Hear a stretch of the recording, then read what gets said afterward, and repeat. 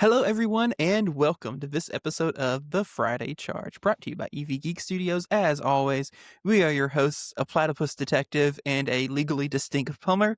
And today, October 31st, 2025, we've got a lot to talk about.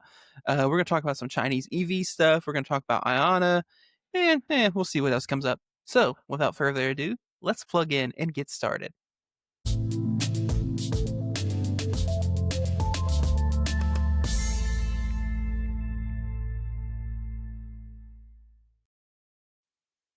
All right, our first topic. Chinese EVs might come to Canada.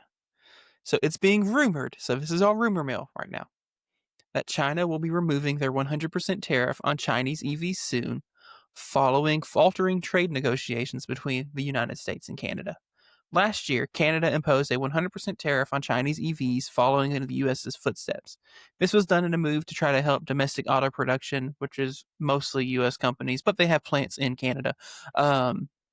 However, that's been soured by the U.S.'s hostility towards our northern trading partner. And these rumors come after President Trump stated he is ending trade talks with Canada over the country's use of ads criticizing tariffs.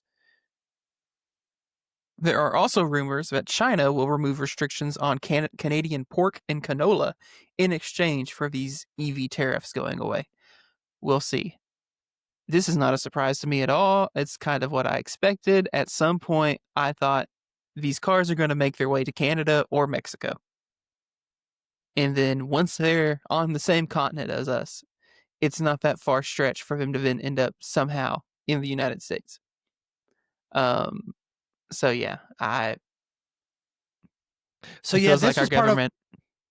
Sorry, Go on. I'm just like, it feels like our government is going through the FA stage. Yep. So so this was one of the little audio only mini charge episodes. This kind of made a little short appearance last week in one of our things. This is interesting because I was thinking the same thing. This is in retaliation from the ad, with Ronald Reagan in it and things like that. So when I did some further research on this, is coming from Ontario, so that's where this is coming from. There's the ones who've kind of propositioned this, and interesting. So how do you think then would this affect Tesla and maybe them not then importing cars from North America and sending the cars from Shanghai up there? Yeah, I mean, that would be an interesting ordeal because I believe Canada currently doesn't get the LFP Model 3 because of the Shanghai battery packs and whatnot. So if there were no 100% tariffs, Tesla could then start selling the cheap Model 3 again. I mean, I'm not talking about the Model 3 Standard. I'm talking about the actual cheap Model 3. Yeah. Or a Model 3 Standard with the battery, with the LFP battery in it. Who knows? But yeah, I could see that being a positive thing for Tesla. That said, if they're also having to compete against the BYDs and the BYDs and Neo, XPeng. Neo, thank you, XPeng, thank you. I was I got Xiaomi. you today, man. I was forgetting all of the brands all of a sudden. I think even MG isn't MG in China too? Yep. So yeah. For show. So yeah, I'll be curious if this is just like for show. Sorry, my bill got in the way there. Is this all just for show? Or are they really considering doing this? Because I really would like them to kind of seriously consider doing this. I mean, hopefully it's not just words, because it'd be cool to see some. Because once they get here, they're gonna work their way either up or down to America. I mean, it's gonna happen, especially if you live like in New York or something. Just pop over to Toronto and get a car, or if you live in Chicago and just go right up north real quick. It'd be simple to do. I don't know how it works. Do you know how it works if you buy like a car in Canada and try to get registered here? How does that work exactly? So it's not even necessarily that they'd be registered here, but I could see this leading to Chinese automakers building production facilities in Canada. Yep. And then having a route to not be built in China and therefore not have 100% tariff on them. And you know what I mean? That's true. If they can get the materials and stuff to Canada and then just ship from Canada to the U.S. Yep. I don't know. Unless the U.S. retaliates and puts some sort of stupid 100% tariff on cars coming out of Canada. I mean, yeah, who knows? We can go back and forth on this for a while. GM and Ford and other U.S. automakers that have plants in Canada, but that's a whole different conversation. Yeah. It's going to be interesting to see. GM is recalling the Optiq and the Equinox EV. GM this week issued a safety recall for 23,000 Equinox EVs and Cadillac Optics for a defect that is legitimately not their fault. You don't hear that often on recalls, so this is legitimately not GM's fault. The recall affects select vehicles equipped with 21-inch Continental all-season tires, Huh. specifically tires that were produced the week of October 6, 2024, as the tire's tread could come off. A That's bit of not a good. bit of a weird issue. Mhm. Even though GM is recalling 23,000 vehicles, they expect only around 1% to have the defect. This recall encompasses both the 2025 and 2026 model years of these two vehicles, and again, only applies to vehicles that came from the factory with 21-inch wheels. GM will be checking all 4 tires on the cars that they issue the recall for, and will replace them at no charge if needed. So yeah, this is more of a PSA and just I've also thought, what a weird thing to happen for your tread to fly off your tires. Whereas is like the door handles flying off. We talked about another story of a recall with door handles coming off too. I mean, Yeah, is it's your kind of the tread same thing. coming off because it wasn't glued on good Yep. enough. So I'm assuming they're not going to just trade out all the tires. They're going to inspect it to see if it needs, Well, I mean, swapped out, and ultimately, then there's a very specific batch that have to be yeah. replaced. So It they'll has look to at be the the batch ones number that and all that. Yep. right. They're going to look for ones that fall in that batch and replace those. Interesting story. More weird recalls in the EV world. Yep. Moving on, Ionna is gaining a new partner. Ionna has announced yet another convenience store partner. This time, Caseys. Caseys operates more than 2,500 stores across the U.S. In this partnership, they are initially announcing 8 rechargeries that are already under construction, allegedly, and expected to open this year. The big news for me is that Little Rock, Arkansas is on the list. Right here, highlighted in gray. Look at that. And permit hunters have already found the permit and therefore the location. So, yay, maybe it's actually happening. This would be the state's first Ionna site. And it's in a really good location too. Not a bad location. It's for if you are an Arkansan listening, it is on 430 in Little Rock. You take the Stagecoach exit and we'll be right there. Which yeah, not bad.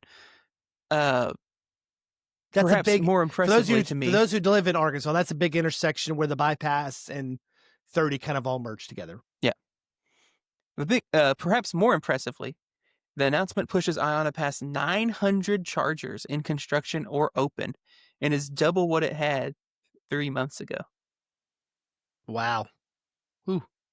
So 450 in 3 months, and I need you to remember that this time 2024 they had nada, zilch, goose egg Yep.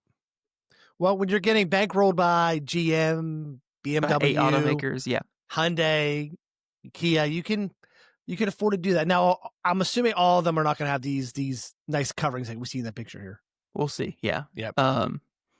And for those unfamiliar, though, Ionna is currently installing Alpitronic HIC 400 units, capable of delivering 400 kilowatts per dispenser. Each dispenser typically has 2 cables on it, so you can charge 2 cars at the same time. So in theory, you would potentially have to power share if both cables are in use. But the Alpitronics are pretty cool, and the way they can pretty dynamically do power sharing. It's not like I think the Delta high power units that EV Go likes to use, where they're pretty hardcore. If 2 cars plug in, you immediately are limited to 175 Yeah. kilowatts instead of 350 because they don't have the granularity needed to actually go like, oh, well, this car is only pulling 50 kilowatts. I can give you 350 or, things like that. So, anyway, they're really cool dispensers. And like Joel mentioned, a lot of these sites have canopies. A lot of these sites are in locations with good amenities. In this case, a Casey's. So you can get some pizza and gas and use the bathroom, whatever. Not gas, I guess, but you know what I mean. Uh, Pizza and snacks and use the restroom, whatever. The Anyway, so yeah, breakfast pizzas are very good. I've sampled them on many occasions. Leaving out of my town, I have to go right past one, so might as well pull my EV into Casey's and get some pizza. So yeah, this yeah. is pretty cool. I mean, I kind of figured this is how this is going to happen with these partnerships. I'm curious to see what happens now with like Wawa, Sheets, because Bucky's I already think has those are both. I think Wawa and Sheets are also both Ionna partners. really. Yeah, Because that we sounds already like know they're like Tesla collecting kind of them. partners with Bucky's, so Tesla also up north has a lot of Sheets locations too as well. I've been up there; they have a lot of up there as well. So it'd be interesting to, yeah, I'm seeing this is the way it's got to go. You can't build Yeah, out your own convenience stores and all that. That's just too much money. But partnering with someone just makes it much easier because you got to stop there anyway to get food or to go to the bathroom. Might as well charge up while you were there. Yeah, let me just confirm that real quick, because I'm pretty certain Iona is like collecting convenience store chains like Infinity Stones. Yep. Um, Next will be Mavericks, things like that. So, yep. yes, in July, Iona announced that they're partnering with Wawa. Good. Iona Wawa's Sheets. mostly up north, I think, isn't it? Yep, Iona and Yeah. Sheets. That was back in December that they announced that Wow. one. So yeah, Most Sheets is northeast. Lots of Sheets up northeast around Pennsylvania, Pittsburgh area. So, and then so I've yeah. never been Anyway, to I've we're never been to a Wawa's, so it must not be a southern thing. no, it's not. Yeah, but gas stations are turning into be like metroplexes, Circle K's and Casey's and Mavericks, and they're just huge places to eat and have places to sit down and eat. Now they're just pretty big. So yeah. Yeah. Moving on, Ford is halting Lightning production. So Ford has placed F-150 Lightning production on an golly. Get those Let's Infinity try that Stones. again. Got I those got Infinity distracted by Stones in. someone yelling outside of the room. I hear a bib in the background. He's No one not knows how to be happy. quiet. Yep. Ford has placed F-150 Lightning production on an indefinite pause due to a supplier issue. A fire at an aluminum plant, which Ford relies on for all of its F-Series trucks, has led to a shortage of the material. For those unaware, Ford moved to an aluminum body for its F-Series pickups around 10 years ago, and Ford claims that the Lightning uses even more aluminum than its gas counterparts. Ford is expecting the shortage to cost the company up to $1 billion. And as a result, Ford is pausing Lightning production and then cranking up production of the better-selling gas trucks, which Ford also claims are, quote, more profitable. Ford is adding an additional 1,000 jobs and a new third shift at its uh, combustion F-150 or F-Series truck plants, and is planning to produce an additional 50,000 trucks in 2026. Ford intends to move all of its hourly employees from the Lightning plant over to the gas plant to join this new third shift. Ford has not expressed when Lightning production will resume, and there's been a lot of speculation thrown out if it will resume at all. So I have an update to that. Okay. Breaking news. So I was seeing the story. When I saw the story, I kind of popped over onto the Ford F-150 Lightning groups. And because someone posted on there, they placed an order and Ford sent them saying March production. So I reached out, and I know Jace Kraft Miller. We've had him on the podcast before. He knows a lot about these, knows a lot about Ford. According to him, sometime in Q1 is when production will start back up again. He wasn't specific, but if someone says March, that's when their production was sent by Ford on their notice for their car, and he says Q1, that seems to match up. So I'm assuming sometime in Q1. Now this is the Rogue plant, isn't it? That's shutting down. Yeah, I believe. Rouge, Okay. yeah. The Rouge plant. No, sorry, Rogue Rouge. Sorry, but that's what I figured. So yeah, yeah. I mean, that was so when I first saw this story pop up this week, on the socials, I was worried that it was canceling, but then once I did a little more deep dive, I saw it's just a pause. But sometimes pauses can be paused forever. Like when Ram paused the Rev. But we won't talk about that. We already have. But yeah, I'm There's glad no to sense in see. beating a dead horse, Yeah, 'cause literally. it didn't make sense that they would announce a new model. Was it the XRT? Is that the new model they announced? Sebastian takes a sip of smart water. I guess he feels a little dumb right now. STX. XTX. So you wouldn't announce that and then pause production. I'm assuming when production starts back up here in a little bit, it will be the STX that will start launching along with the other trim levels that they have to. So yeah. All right, moving on. This next story is one that I'm legitimately pumped about, and it's so lame. You've but been I'm waiting excited. for this forever. And it's so lame but so exciting. Electrify America finally integrates with Google Maps. Let the rejoicing begin. You will finally be able to see an Electrify America charger status in Google Maps. Okay, you might be wondering why this matters, why I'm excited. For the longest time, you've only been able to see EA status in their app, which is kind of trash, or in your car's connected navigation system, assuming A, you pay for connected navigation, and B, assuming your manufacturer has worked out some form of data sharing agreement with EA to have the charger status show up in the nav. So, for example, Volkswagen cars obviously show EA status because the connection there. I think our Hyundais do too. Um, but Yeah, they until do. last week, Rivian could not show you EA status in their navigation.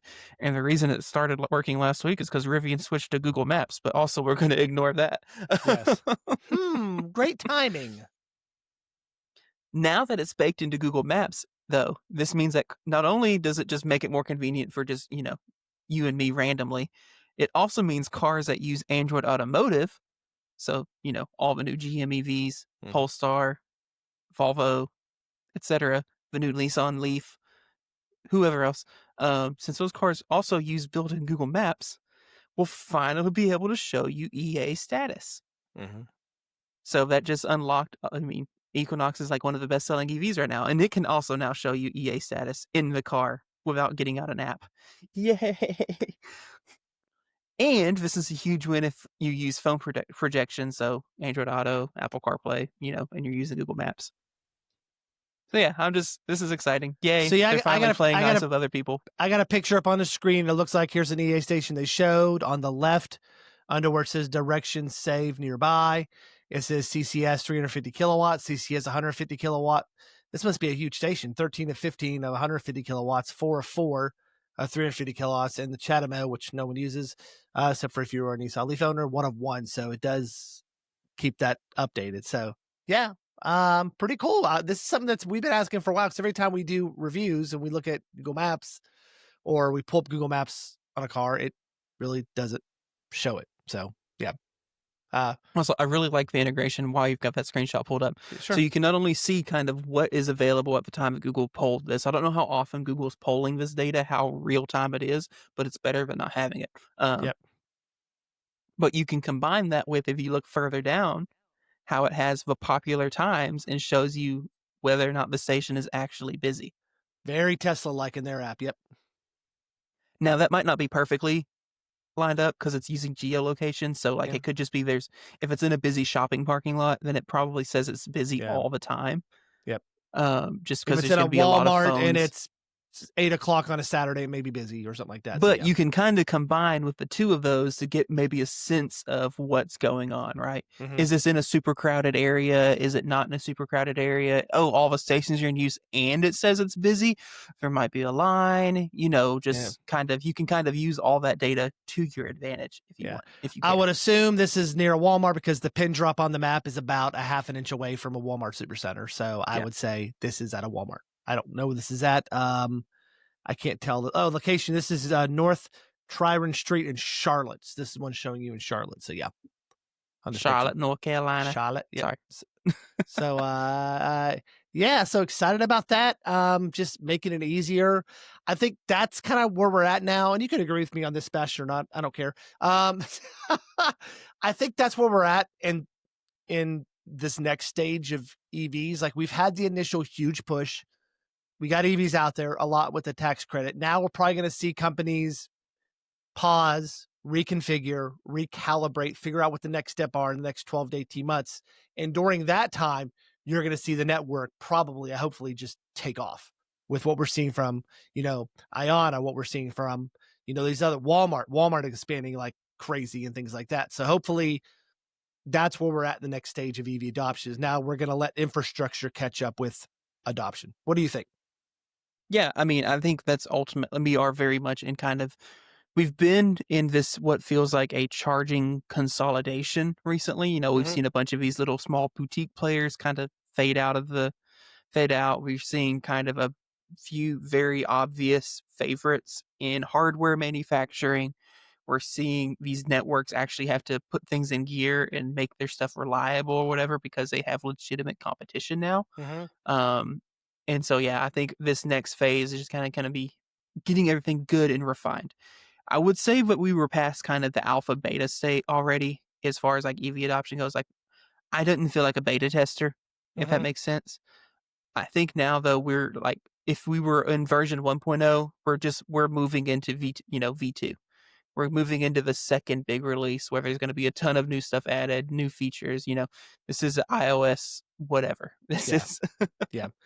um, So how much do you think ultimately, back about 8 months, 12 months, did Tesla open up its supercharging network kind of have an effect on this? They're like all I these think other it's. companies I like, mean, I oh think it's. crap, we need to do something or we're going to I lose definitely feel like that market share bad. had a play because Tesla superchargers have been known forever to be some of the most reliable.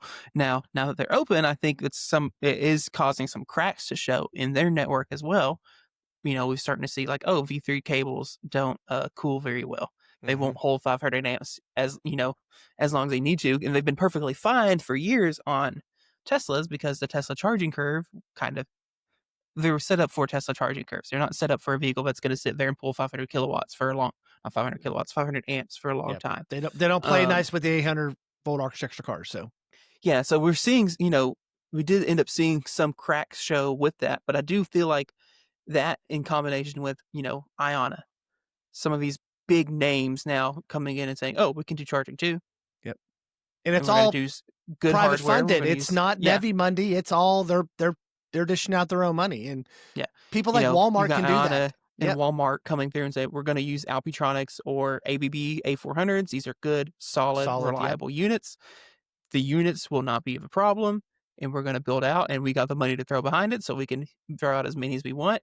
Yep. And that means your charging operators now have legitimate competition.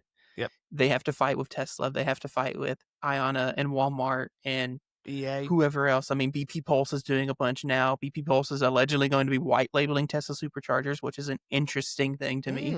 Mm. They're doing V4, I believe, Hmm. is their goal. But uh, yeah, we're getting into the age kind of. I wouldn't. It's not golden age because that's going to come when we start having cars that are like they have in China that we can plug in and pull like 700 kilowatts or something and Leave in charge in 10 five minutes and minutes. gone. Yep. Hmm. Those will be the golden ages of EV charging, but we're getting there. Yep. It definitely feels like we are rapidly approaching, or at least approaching a lot more rapidly than we were even a year ago. Yeah.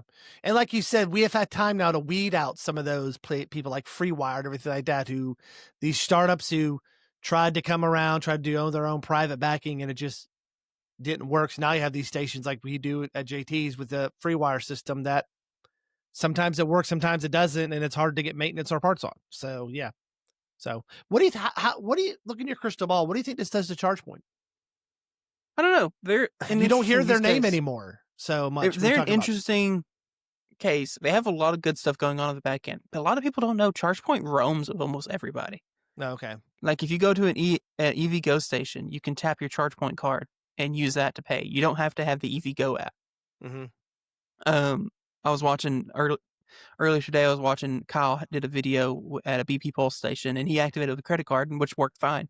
But you can also roam with BP Pulse on ChargePoint, so you could So just tap I your wonder if ChargePoint that's card. going to be their niche now is like, hey, we're going to move in more into the software side and things like that to kind of bring everyone together. And I think that's the next step is I don't want to have an Iona app. I don't want to have a BP Pulse app. I don't want to have an EV Go app. I don't want to have the million to the billion or trillion dollar industries out there is someone's going to do something that houses everything. And you just Right. pull up to a location, you pull out that one card and tap it. Doesn't matter where you're at, and you're good to go. And I think Yeah, which that's I mean, what everyone ideally, these sees. stations will just have functioning credit card readers, Functioning is the key word. but So functioning is the key word. yes, Yes. yes. But yeah. Anyway, and I also know that ChargePoint is doing some work now with Eaton. And Okay. developing units with Eaton, which Eaton is a gigantic electrical powerhouse. They're not going anywhere. They're, whatever. So that might end up being an awesome thing for them. Hmm. I generally do like their hardware. Like, this Express Plus units and even the CPE 250s that are older are solid units. Even their older level 2 stations, the CP 6000s, whatever, that you see literally everywhere. Yeah, they were expensive, but they don't die, from what I Yeah. can tell. Yep. I They mean, are the level cockroaches. 2 seem to be You know, pretty the solid. clips might be broken on the J1772 handle and it might not lock into the thing, and it looks like it's been run over by a car 4 times, but you could probably plug it in and get some juice Kind out. of like those old Clipper Creeks that are still out there working Yes. pretty darn well. You pull them and say, this is an old charger. It's Clipper Creek, works perfectly. So, yep. Yeah. All right, So, yeah, so anyway. end of the news story. Speaking of EA, we got to we had a video out this week about that. We'll just talk about that briefly. So we got to stop at the Santa Monica one. Is that correct?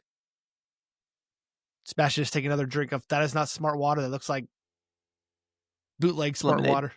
Oh. Sorry, you keep asking me questions whenever I think I have a chance to take a sip of my drink, okay? Okay, I'm sorry. I'll stop Yes, asking you Santa questions. Monica, yes. And it was what, 24 stalls? 20. 20 stalls. It was a pretty nice station. I mean, it was a really good location that was probably half full while we were there. The weird charger. So we talked a lot about why the chargers were stationed that way.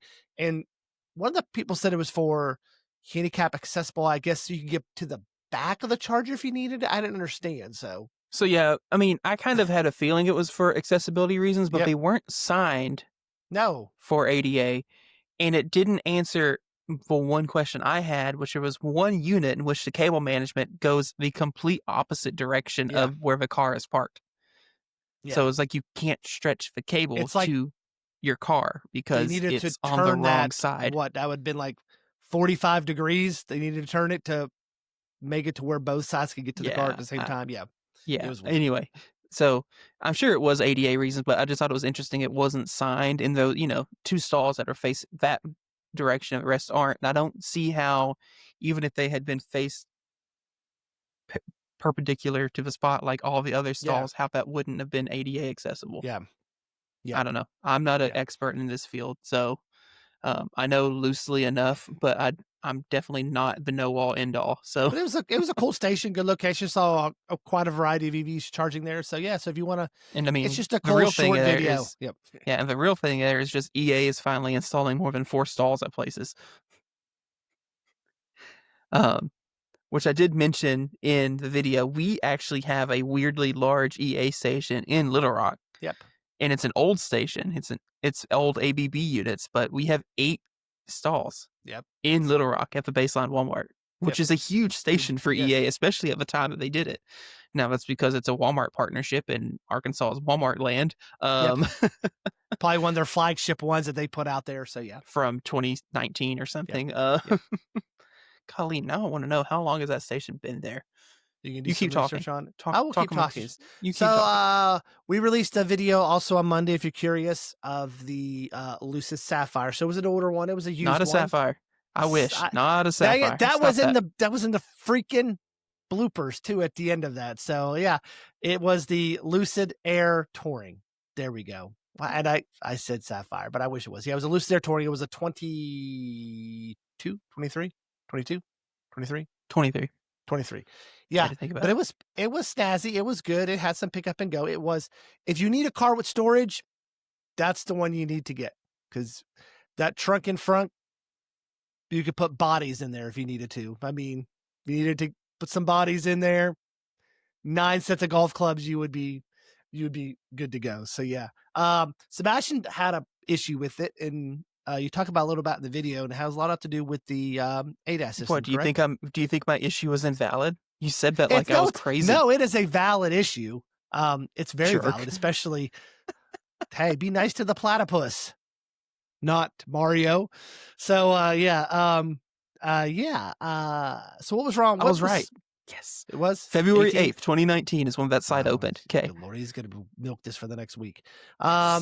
So what was the issue with the ADAS that you had that you didn't like? That car was $96,000 when it was new.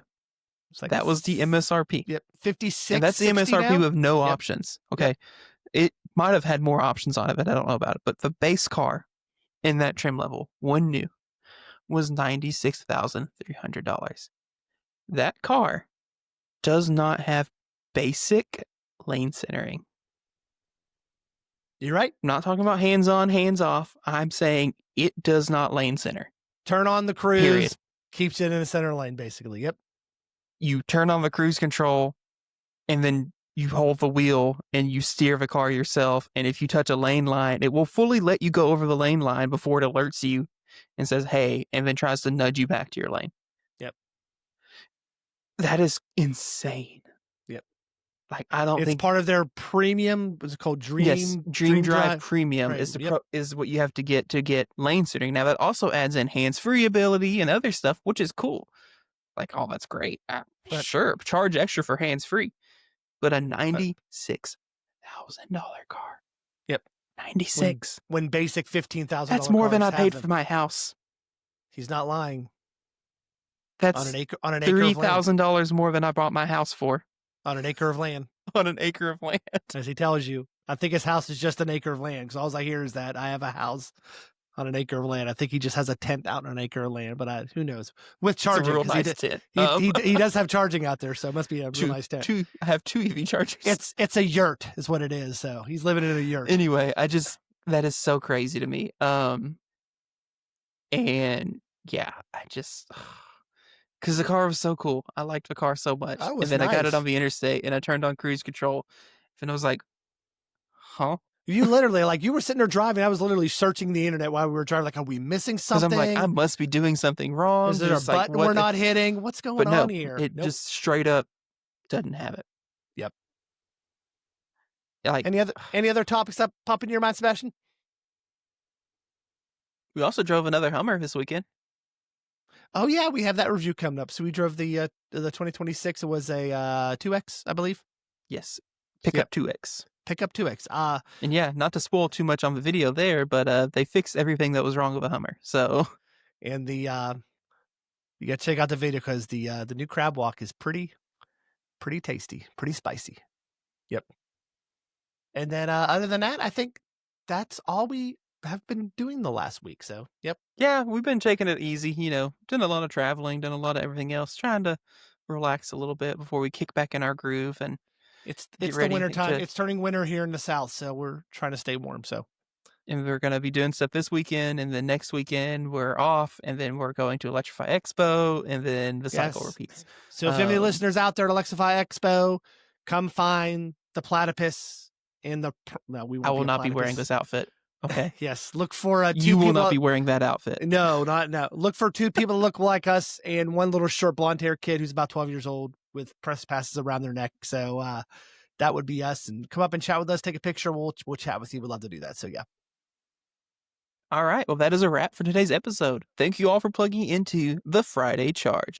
Be sure to subscribe to EV Geek Studios on YouTube and tap that notification icon to be notified about new releases. Next week, as we mentioned, we're going to be releasing that video on our 2026 Hummer. It's not, I don't think, super long. It might be. I actually haven't started editing yet. A little secret for you there. It might be longer than I think, but it's mainly just going over what's new for 2026. So, if you guys have any thoughts or questions, drop them in the comments below because we would love to hear from you. So long, everyone, and we will see you on the next episode of The Friday Charge.